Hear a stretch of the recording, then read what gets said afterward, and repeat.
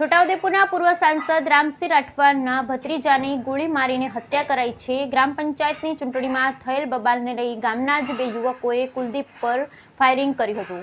છોટાઉદેપુર જિલ્લાના ક્વાંટ તાલુકાના પીપલદી ગામે ગત મોડી રાત્રે ફાયરિંગ કરી એક યુવકની હત્યા કરવાની ઘટના સામે આવી હતી, જેમાં મરણ જનાર વ્યક્તિ પૂર્વ સાંસદ રામસિંહ રાઠવાનો ભત્રીજો હોવાનું સામે આવ્યું છે। ગ્રામ પંચાયતની ચૂંટણીમાં થયેલી બબાલની અદાવત રાખી ગામના જ બે શખ્સોએ કુલદીપ પર ફાયરિંગ કરી તેને મોતને ઘાટ ઉતારી દીધા બાદ ત્યાંથી ફરાર થઈ ગયા હતા।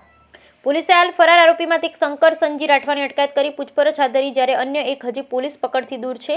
પોલીસે ગુનો નોંધી વધુ કાર્યવાહી હાથ ધરી છે। છોટાઉદેપુર જિલ્લાના ક્વાંટ તાલુકાના પીપલદી ગામે ગત મોડી રાત્રે લગભગ 9:30 વાગ્યાના અરસામાં ફાયરિંગ કરી એક યુવકને મોતને ઘાટ ઉતારવાની ઘટના સામે આવી હતી, જેમાં પૂર્વ સાંસદ અને ટ્રાઇફેડના ચેરમેન રામસિંહ રાઠવાના ભત્રીજા કુલદીપ રાઠવાની બંદૂકની ગોળી મારી ઘાતકી હત્યા કરી દેવામાં આવી હતી। પૂર્વ સાંસદ અને ટ્રાઇફેડના ચેરમેન રામસિંહ રાઠવાના ભત્રીજા કુલદીપ જામસિંગભાઈ રાઠવા સાથે ગત ગ્રામ પંચાયત ચૂંટણીમાં ગામના જ પૂર્વ સૈનિક શંકરભાઈ સંજીભાઈ રાઠવા સાથે ઝઘડો થયો હતો। 2 વાર અમને ધમકી આપી ગયો હતો। મૃતક ભાઈ રાજપાલ રાઠવાએ જણાવ્યું કે ગઈકાલ રોજ રાત્રે 9:50ની આજુબાજુ શંકરભાઈ સમજી અને અમલા રમજીએ 2 જણા બાઇક પર આવી મારા ભાઈને બંદૂકની ગોળી મારી ભાગી ગયા। અગાઉ સરપંચની ચૂંટણીમાં 2 વાર પહેલા હારી ગયો હતો। અમને ધમકી આપીને ગયા હતા કે તમને જીવવા નહીં દઉં, મારવાની ઈરાદાથી જ આવ્યો હતો। ગ્રામ પંચાયતમાં થયેલી બબાલની અદાવત રાખી ગઈકાલ રાત્રે લગભગ 9:30 વાગ્યાના અરસામાં શંકર સંજી રાઠવા, અમલા રેવજીભાઈ રાઠવા બાઇક પર આવ્યા। શંકરભાઈ પાસે રહેલી બંદૂક વડે કુલદીપભાઈ રાઠવા પર ફાયરિંગ કરતા કુલદીપ રાઠવાને પેટના ડાબી બાજુએ ગોળી વાગી હતી। આ ફાયરિંગનો અવાજ ગામમાં સંભળાતા લોકોએ રોકો રોકો બૂમ પાડી। નજીકમાં જ કુલદીપ રાઠવાના નાના ભાઈએ પણ અવાજ સાંભળ્યો અને બહાર આવી જોતો બાઇક પર સવાર અમલા રાઠવા અને શંકર રાઠવાને જોયા।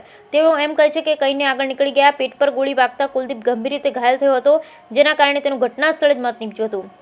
આ ઘટનાની ક્વાંટ પોલીસને જાણ થતાં ક્વાંટ પોલીસે બંને આરોપીઓ શંકર સંજીભાઈ રાઠવા તથા અમલા રેવજીભાઈ રાઠવાની સામે ગુનો નોંધી તપાસ હાથ ધરી છે, જ્યારે ફરાર આરોપીઓમાંથી એક શંકર સંજી રાઠવાની પોલીસે અટકાયત કરી પૂછપરછ હાથ ધરી, જ્યારે અન્ય એક હજી પોલીસ પકડથી દૂર છે।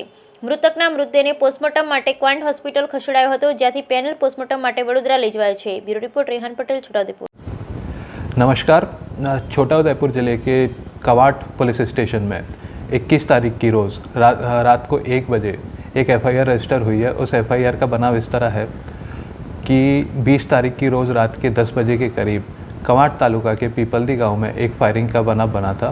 उस फायरिंग के बनाव में एक शंकर भाई राठवा, जो कि एक्स सर्विसमैन हैं, उन्होंने एक कुलदीप भाई राठवा करके पीपलदी गांव के व्यक्ति को गोली मारकर हत्या कर दी थी।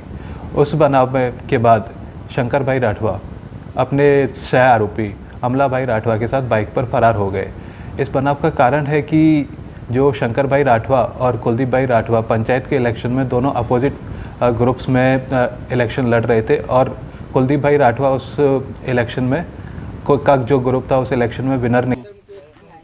हूँ राठवा राजपाल सिंह, गाम पीपलदी गईकालना रोज मारा भाई राठवा कुलदीप भाई जामसिंह भाई ने सांजना 9:50 आजूबाजू शंकर भाई संजी अने अमला रेवजी ए 2 जण बाइक पर आवीने मारा भाई ने बंदूकनी गोली मारीने भागी गया था।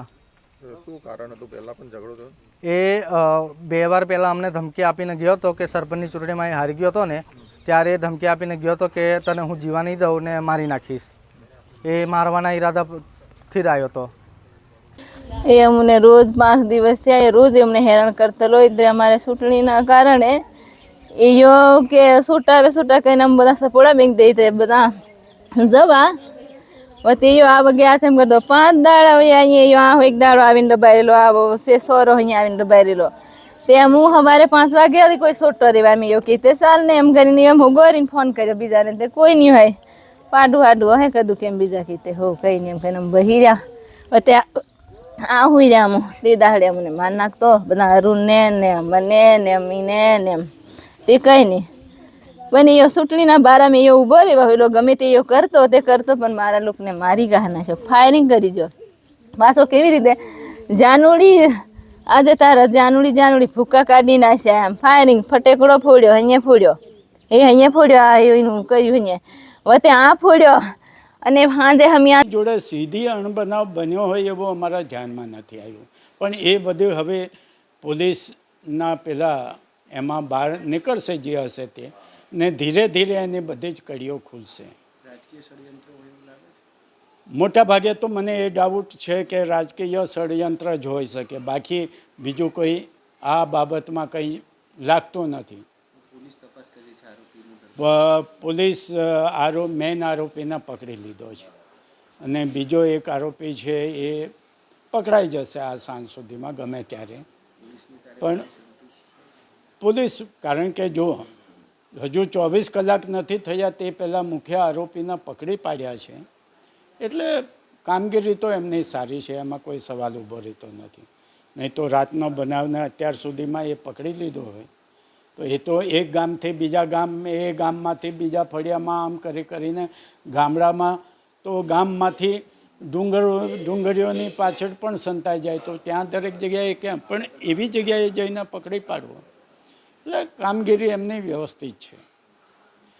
અને હું કોઈ પણ જાતનું ભીનું ન સંકેલાય એના માટે ગૃહમંત્રી શ્રી હર્ષ સંઘવીને પણ મળવાનો છું, મુખ્યમંત્રીને પણ મળવાનો છું અને રાજ્યના પોલીસ વડાને પણ મળવાનો છું કે આ કેસમાં એ રીતના કામ ચલાવાય અને એની પાછળ, પડદા પાછળ પણ કોઈ હોય તો એને પણ લપેટમાં લઈને આવનારા દિવસોમાં આવું કૃત્ય કરતાં 10 વખત વિચાર કરે એ જાતની સજા અપાવવાનો અમારો પ્રયત્ન રહેશે.